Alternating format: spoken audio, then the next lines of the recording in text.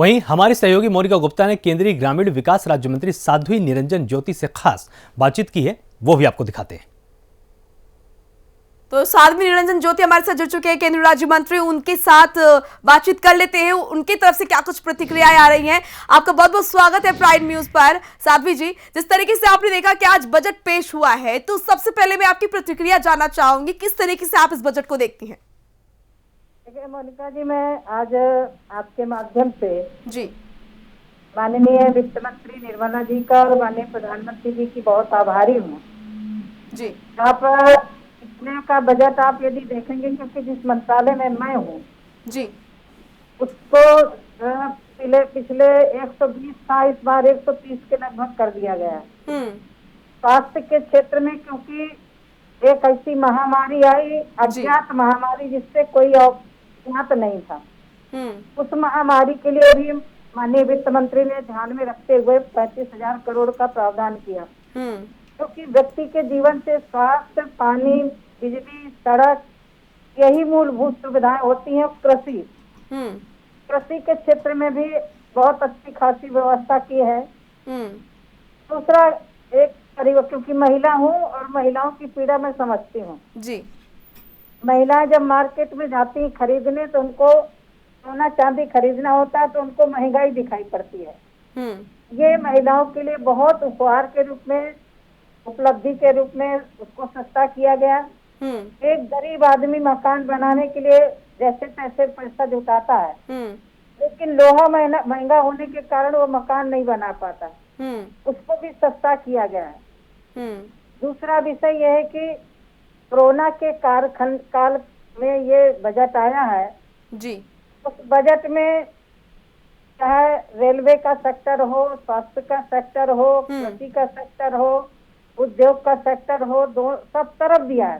सबसे बड़ी विशेषता यह है कि जो रिटायरमेंट हो जाते हैं, जब तक उनकी जिंदगी रहती है तब तक उनको टैक्स भरना पड़ता था। ये पहली बार हुआ कि 75 साल की उम्र पूर्ण करने पर उनको कोई टैक्स नहीं भरना पड़ेगा। तो मैं इस बजट को ये कह सकती हूँ, यह बजट गांव, गरीब, किसान, मजदूर, आम आदमी के लिए बजट है।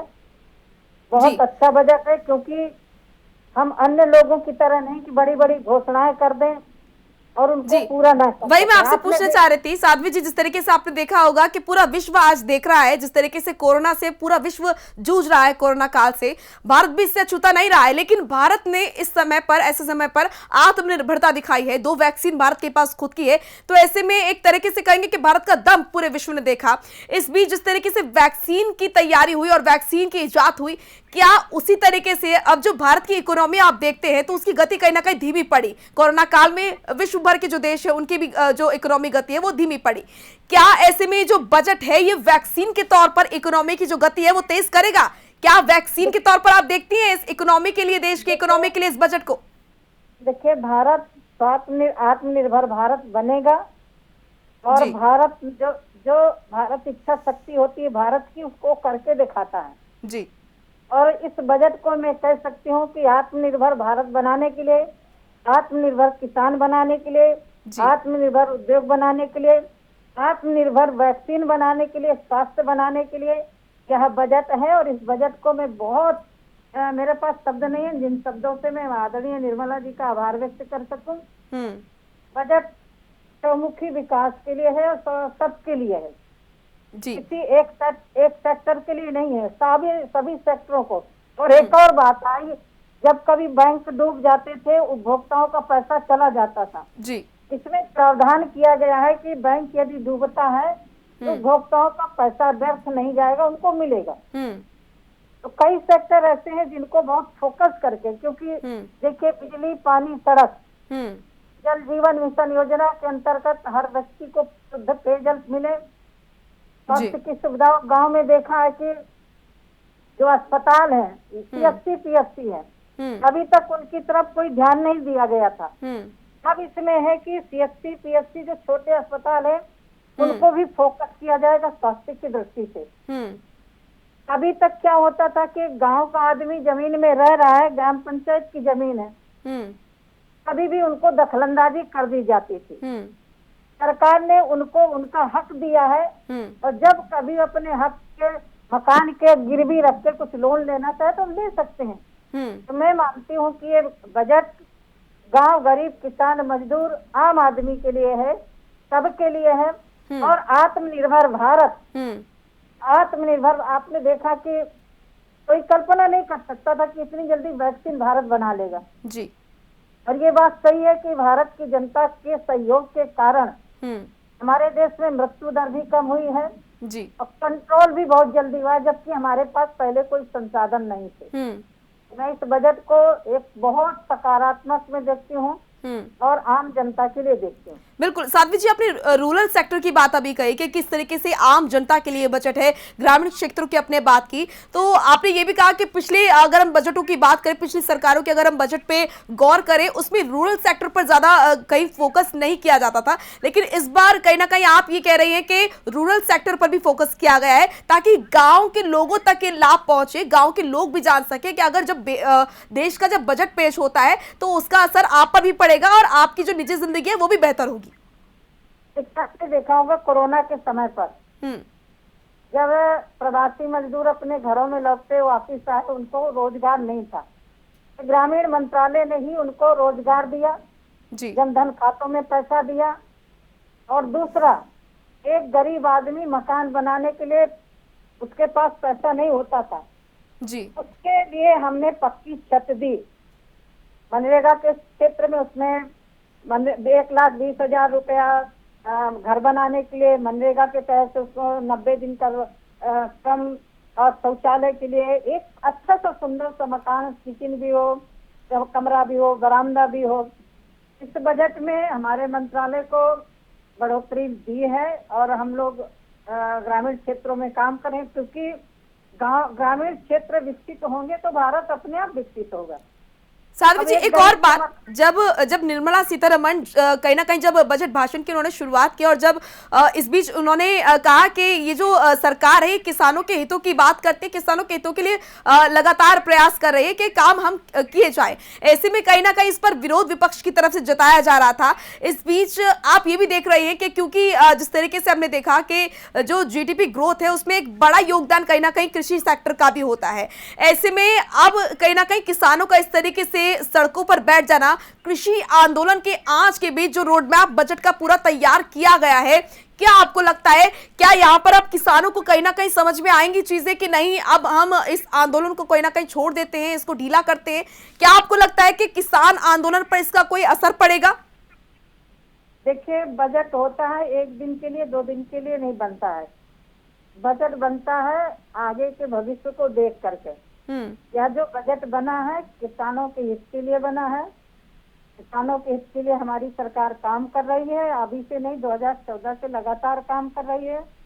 इस बजट में भी किसानों के लिए अच्छा प्रावधान किया गया है। मैं इतना निवेदन करती हूँ कि कृषि बिल पर माननीय नरेंद्र सिंह तोमर जी ने बैठक भी की है और मेरी उम्मीद है कि सचमुच में यदि कृषि बिल को कोई पढ़ेगा, किसान एक बंधा हुआ था, एक मंडी से दूसरी मंडी में नहीं जा सकता था, उसको छूट दी गई। एक भ्रम पैदा किया गया कि किसान की जमीन ले ली जाएगी। किसान की जमीन कहीं भी जाने वाली नहीं है, एमएसपी भी जाने वाली नहीं है। इस भ्रम को दूर करके इस देश को आत्मनिर्भर बनाने के लिए सबका सहयोग चाहिए।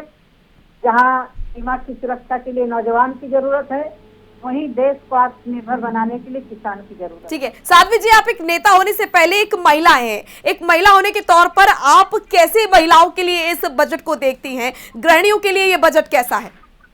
देखिए, गृहिणियों के लिए बजट आपने देखा कि हमारी सरकार ने पाइपलाइन गैस देने का काम शुरुआत कर दी। मेरे जिले में स्वयं दिख रहा है, हमीरपुर में दिख रहा है, कानपुर में दिख रहा है जी। 2 उसमें कारण होते हैं। घर में महिला रहती है, सिलेंडर खत्म हो गया, सब्जी चढ़ी है, उसको लगता है कि अब पति दुकान में कैसे लाऊं। जिस दिन महिला के आदमी के घर में सीधे पाइपलाइन से गैस पहुंच गई, ये भी है महिला के किचन के लिए सुविधा है। महिला के लिए सोना सस्ता हुआ, ये भी महिला के लिए सुविधा है। कृषि के क्षेत्र में महिलाएं काम करना चाहती हैं तो उनको भी सब्सिडी के तौर पर दिया जाएगा। तो मैं समझती हूँ कि ये बजट चाहे महिला हो, शिक्षा के क्षेत्र में भी अच्छी खासी बढ़ोतरी की गई है।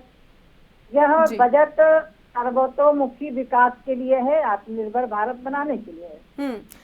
साध्वी जी, इस कोरोना काल ने बहुत सारे लोगों की नौकरी ले ली है। कई ऐसे बड़े उद्योगपति, छोटे कारोबारी, उनका कहीं ना कहीं चलता चलाया काम ठप हो गया।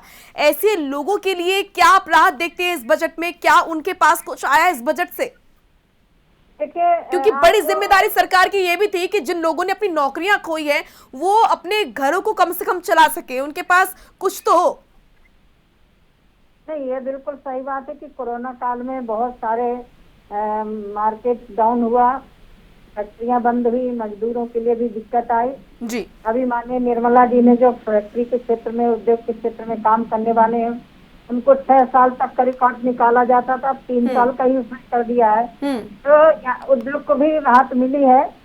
और मेरा मानना यह है कि उद्योग चलते हैं तो गरीब भी पलता है, कृषि में किसान काम करता है, क्योंकि कृषि और उद्योग एक दूसरे से जुड़े हुए। फूड प्रोसेसिंग के क्षेत्र में भी हमारी सरकार ने अच्छा खासा बढ़ोतरी की है, क्योंकि फूड प्रोसेसिंग के क्षेत्र में जितना काम होगा उतना ही किसानों को लाभकारी होगा।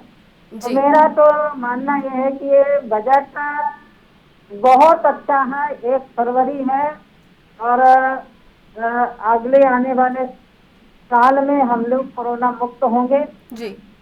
फिर से हमारा देश रूटीन पर। और मैं बधाई देती हूँ कि इस कोरोना काल में भी हमारे देश का जो अन्य देशों की अपेक्षा, आप अमेरिका देखिए संपन्न देश है, इटली देखिए संपन्न देश है, उसके बावजूद भी हमारे देश में बिल्कुल, भारत ने कहीं ना कहीं इस महामारी के दौरान भी इस महामारी को चैलेंज के तौर पर लिया है। जैसे कि आत्मनिर्भर भारत के तौर पर हमने खुद की वैक्सीन इजाद की है, तो पूरा विश्व इस ओर कहीं ना कहीं भारत की तरफ देख रहा है और हमने और देशों को भी वैक्सीन दी है। तो ऐसे में आत्मनिर्भरता भारत की तभी दिख गई है और इसलिए कह सकते हैं साध्वी जी के एक बड़ा बजट आत्मनिर्भर भारत योजना के लिए भी जारी किया गया है, ताकि भारत ऐसे ही आगे बढ़े। और जो चीजें दिख रही है इस वक्त, चाहे वो जीडीपी दर हो या फिर आर्थिक मंदी की अगर हम बात करें, तो तमाम जो चीजें हैं वो सामान्य हो सके और पटरी पर उतर जाए।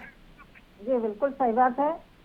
भारत इसीलिए विश्व गुरु कहा गया है कि जब पूरे विश्व में कोई घटना घटती है तो भारत ही सबसे पहले आगे आता है। और वैक्सीन बना करके भारत ने दिखा दिया कि हम हर क्षेत्र में पीछे नहीं है, आगे हैं।